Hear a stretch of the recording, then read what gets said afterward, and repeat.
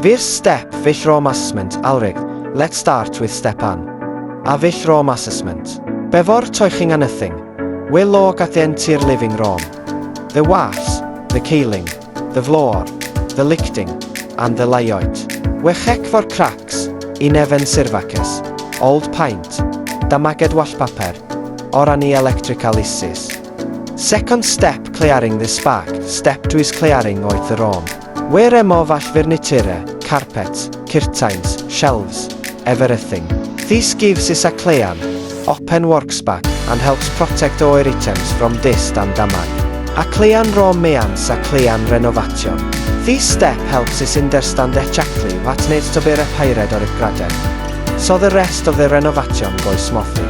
Fourth step, electrical amperes and amp. Lighting upgrades. Step is upgrading the electrical system and lighting. This includes adding modern outlets, LED strips, recessed lighting, or switching to smart lighting if you want that extra modern toy. Good lighting completely transforms a living room and sets the mood of the spot.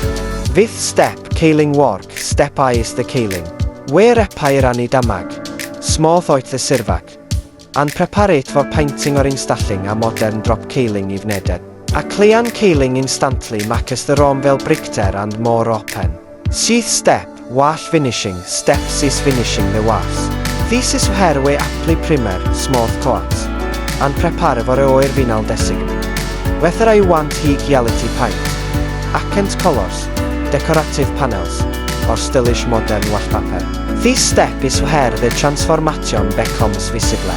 Seventh step, painting. Step 7 is painting.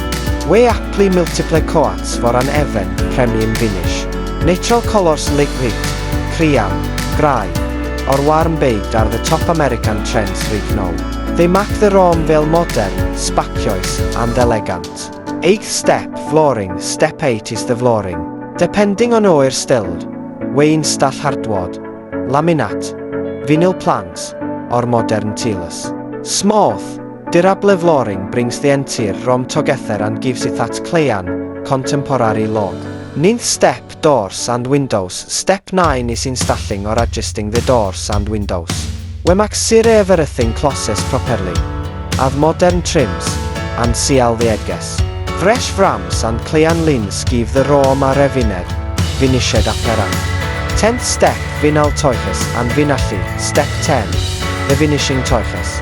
We install new curtains, mount the TV, plaque the furniture, add wall art, plants, shelves, soft lighting, and decorative pieces that match our style. This is where the living room truly becomes warm, modern, and inviting.